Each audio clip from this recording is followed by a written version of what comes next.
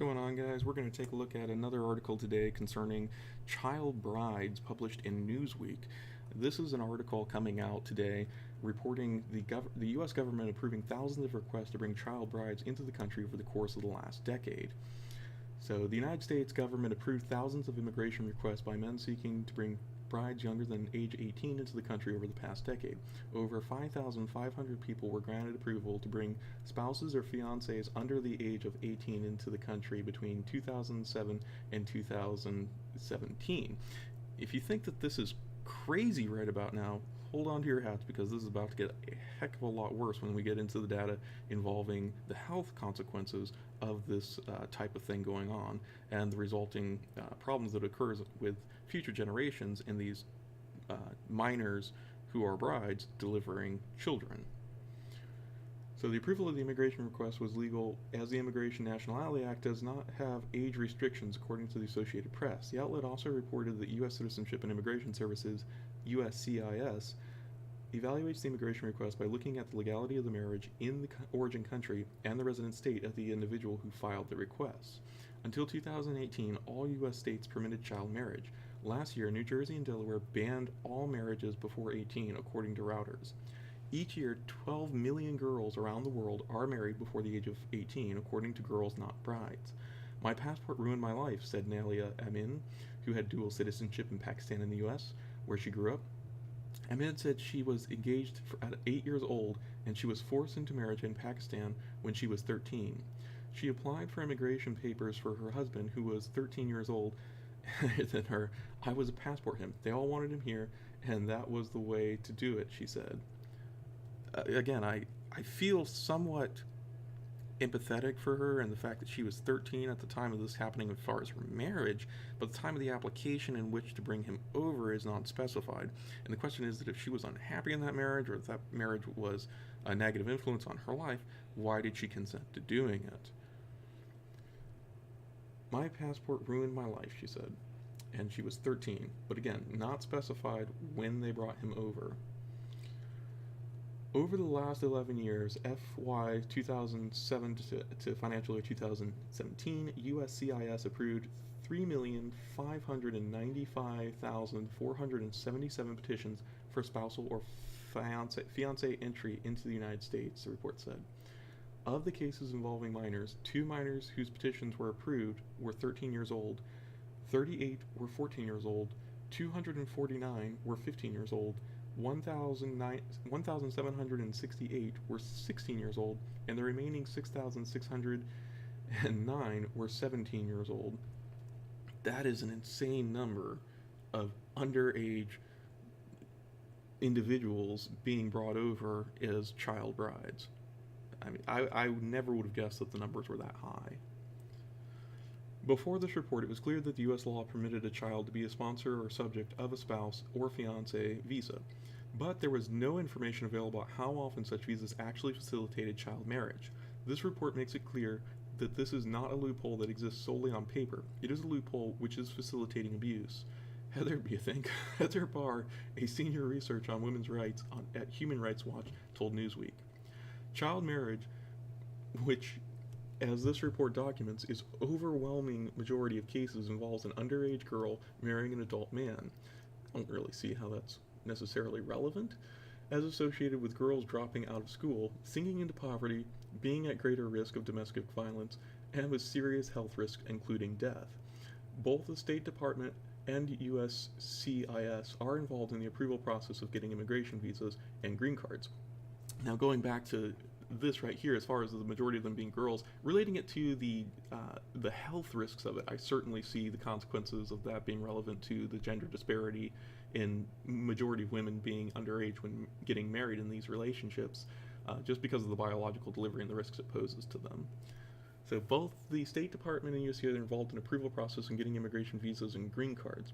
When reached for comment, the State Department said communications with the media will be limited to events and issues involving the safety of human life or the protection of property, or those determined to be essential to national security. We will endeavor to be responsive to your query under those guidelines. Now, I would definitely argue that the safety of human life is at play here. And we'll get into that data here in just a little bit from the CDC. The USCIS did not comment prior to the issuance of the publication, which is necessarily to be expected. They're a government agency, and Newsweek is issuing a story. Who knows how much time they gave them? So I won't condemn USCIS in order just for not getting back to them in time. That doesn't necessarily surprise me, and I'll expect a statement to be issued at some point later. But what I wanted to really get into are the health consequences of this and the effects of the individuals involved in these underage marriages. As we can see, this is from the CDC. This is a publication that was, or an article that was published in 2006. Some of the highlights here that I wanted to talk about, first off, just going into the differentiation between boys and girls being involved in these marriages and the numbers between them. These are examples from Mali, where girl-to-boy ratio in marriage before 18 is about 72 to 1. In Kenya, it's 21 to 1. And even in the United States, it's 8 to 1. Now, in developing nations, I can totally understand the reasons for this, which it goes into concerning the poverty playing a central role in perpetuating child marriages. Parents want to ensure that their daughters are financially secure. However, daughters are considered to be an economic burden. Some of the reasons for that it gives out and spells out here, and some of the data that we'll look at here from some human rights organizations, point out rightly that there is a dowry associated in many of these impoverished countries with the marriage of a woman that the family is expected to pay, and that the older the woman gets, the higher that dowry is expected to become, and we'll cover that here in just a minute. So some of the health risks, though, is really what this article highlights. Marriage by the age of 20 has been a risk factor for HIV infection for young and adolescent girls. Cervical cancer being involved in this is a predominant role. In a case control study of 200 participants with and without cervical cancer, among whom the mean age of marriage was 15 years, HPV was detected in 97% of those cases and 40% of the controls. That is an astounding difference. Children bearing children. So this goes into the effects of the offsprings of this, or the offsprings of this and how it affects them. So because pregnancy suppresses the immune system, pregnant girls are at increased risk of acquiring diseases like malaria. And malaria kills over 1 million people each year, 90% of them in Africa. So the effects of children delivering children compared with women greater than 20 years of age, girls 10 to 14 years of age are 5 to 7 times more likely to die from childbirth, and girls 15 to 90 years of age are twice as likely. So reasons for these high death rates include eclampsia, postpartum hemorrhage, HIV infections, and malaria, and obstructed labor. Obstructed labor is a result of a girl's pelvis being too small to deliver the fetus. So this goes back to the biological reasons, in that these women are not old enough to have a fully developed body when attempting to deliver these babies, and therefore they're getting into an obstruction basically when the head of the child is attempting to come out through the birth canal, resulting in mortality of the child and likely the mother as well. So effects on the offsprings. The mortality rates are 73% higher for infants born to mothers less than 20 years of age than those born to older mothers. The infant mortality rates in Maui are 181 per 1,000 children born to women less than 20. Goodness. And 111 per 1,000 born to mothers aged 20 to 29 in Tanzania. These rates are 194 and 88 respectively. Ending child marriage requires the consent of those involved, including the fathers, religious community, tribal leaders, to break the cycle of poverty, and programs are needed to educate and empower women. And so again, this gets down to describing the problem and kind of the effects that it has had on the individuals involved, both the mother and the daughter. One of the highlighted articles that I found was related to this was presented by ABC News and their coverage for this, which came out also today. And they highlighted that there is more than 5,000 cases of adults petitioning on behalf of minors in nearly 3,000 examples of minors seeking to bring in older spouses or fiancés, according to the data requested by the Senate Homeland Security Committee in 2017 and compiled into the report. The approval is the first two-step visa process, and USCIS said it has taken steps to better flag and vet petitions. Now, this is important because these minors, due to the restrictions on their age, are now not themselves allowed to petition the government in order to bring their spouses over. They have to have an adult sponsor to do this, typically family members who are over here already with them.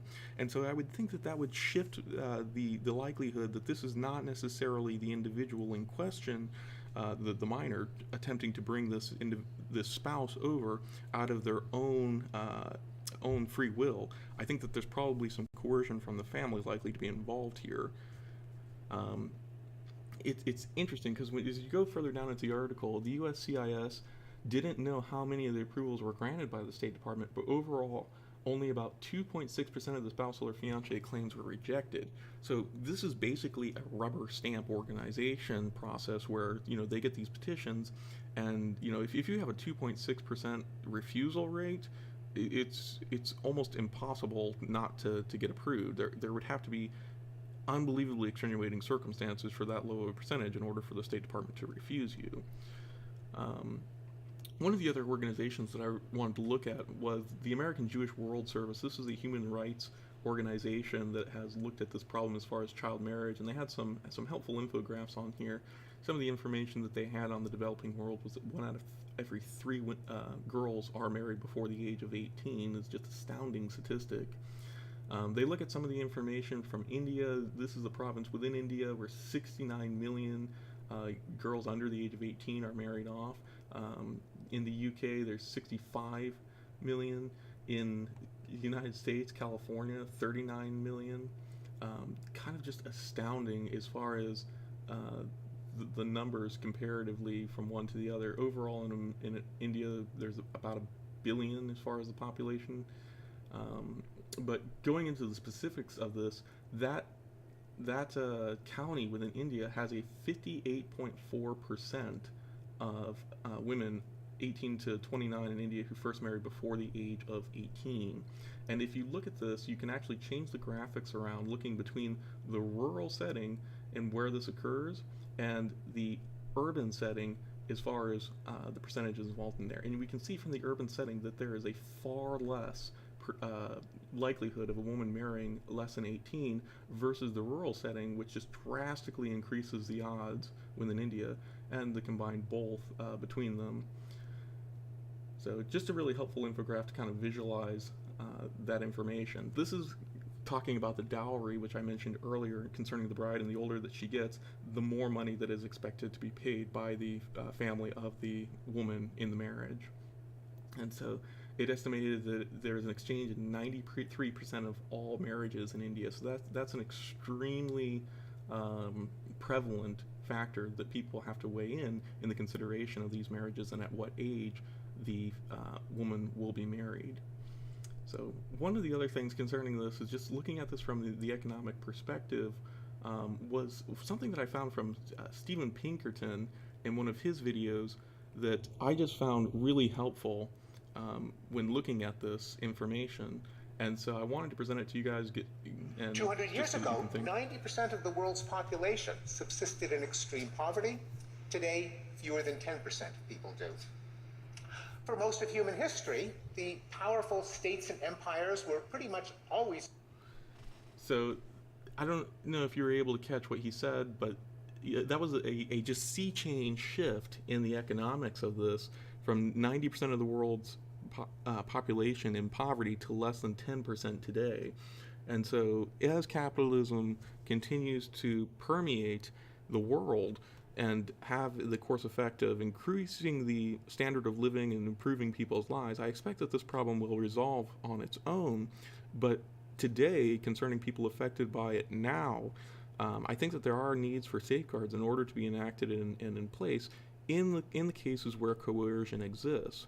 In some situations where somebody is not being coerced, it's hard to make the case for a government stepping in and initiating action of force to prevent people from consenting to what they want to do. I think that this situation revolves around the question of what sort of role does the government have to play in consenting adults within behavior that doesn't harm people outside, And at what point do we really consider somebody an adult? Typically in America, we define that as at an age of 18, and these individuals obviously don't qualify for that, and yet we have emancipated minors, and typically if somebody is a parent, we would consider them an adult as well. And so the question becomes, at what point does a child have the right to become emancipated, make their own choices, and engage in informed consent in exchange of agreements with other people? And this is a question, on the one hand, involving those legalities of the law and philosophy, and on the other hand, we have the question of the health effects that directly are cited by the CDC and the biological consequences of childbirth involved in underage or minor brides. And so I think that the biological case is much more compelling than the legal or philosophical arguments that could be brought to bear on this. And because of that, I think that the state has a legitimate concern in the citizenships and the effects of health effects related to that. On the other hand, just because something has a negative health effect does not necessarily mean that we should regulate or enforce laws that are against it. And so the question becomes, where is that delineating point? And I think that that's something that we have to be very careful in handing that kind of power over to the state, because at that point, where does the line stop? Maybe a study comes out 5 years from now and we see negative health consequences, maybe not as severe for individuals between 18 and 21 on marriage. And so therefore, would we take that logic to the next step and saying that you have to be 21 in order to marry? I think that would be a ridiculous argument. And we have things already that are legal, such as alcohol and tobacco, that we know have detrimental health effects, and yet we allow it anyways. And so I think there's a very strong argument to be made concerning the limitations on what we give the state authority over, even in spite of the negative health consequences that it renders in individuals' lives and the citizenry that the state has authority over. So one last thing that I wanted to look at was an article posted in the Economist, and just some highlights here. Between 2000 and 2015, over 2/3 were 17 years old, and talking about the marriages that had occurred between those times, 985 were 14, and 10 were just 12 years old. Just an astounding number there as far as the percentages in the distribution of how those marriages are arranged over the scale of time. So between 70 and 80% of child marriages end in divorce. Married children are twice as likely to live in poverty and 3 times more likely to be beaten by spouses than are married adults. Around 50% more of them drop out of high school, and they are 4 times less likely to finish college. They are at considerably higher risk of diabetes, cancer, stroke, and other physical illnesses, and they are much more likely to suffer from mental health problems. Now, the question I have concerning this data would be, is that adjusted for their location and other factors involved in the study, a multivariable analysis basically, or is that strictly comparing somebody in a rural setting with low education that comes from a low socioeconomical status background to somebody in an affluent urban setting with a master's degree who has a much better chance of having a successful marriage and less likely chance of having those other problems initiated or discussed in the study. And I can't find in the article or the data link to that if that was the case, but it seems from other articles that I've read that this doesn't seem to be very much in dispute as far as the data is concerned. Other studies seem to correlate and agree with this information, or close to it. But Virginia, Texas, New York have all introduced laws that restrict marriage to legal adults. In some states, people under 18 can become legal adults with the associated rights in order to marry. And again, that's what I found when looking at different state laws across the United States, that pretty much every state in the United States sets the threshold at somewhere around 16 or 17 years old, but all states have exceptions to those laws, where such as that the families of both parties are consenting to this and are okay with their child marrying, that it can proceed. Some have religious exceptions, and others specify things such as foreign countries and allowing marriages from a foreign country to be recognized within that state. So just kind of a hodgepodge of collections and how this is allowed to continue and persist. Whether or not those laws are right or they should be revised, again, that's a philosophical, legal discussion, and needs to be weighed very carefully before jumping on to say that should be changed. is repulsive and disgusting as I find this entire thing, on the other hand, there are some solutions that are worse than the problem, and this could very well possibly be one of them.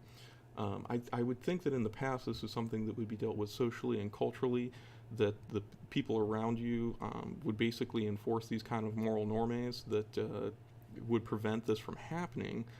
But in our society that is becoming increasingly disconnected and fragmented from our neighbors, I think that we're going to see an increase in the need for the law to step in what would previously have been cultural issues to solve these problems.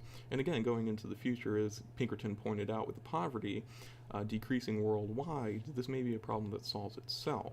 But I don't see anything necessarily that's in the immediate to help individuals stuck in this problem right now that the law would solve if we were to change the legal standard for how we treat individuals with child brides coming in from outside the United States. So anyways, that's my thoughts. I'm going to get out of here. I hope that was informative and that you guys enjoyed it. Let me know what you think. I'd enjoy your feedback. And if anybody has any sort of experience with this or a different insight, I'd love to have a discussion just listening to their perspective on it. So take care, guys.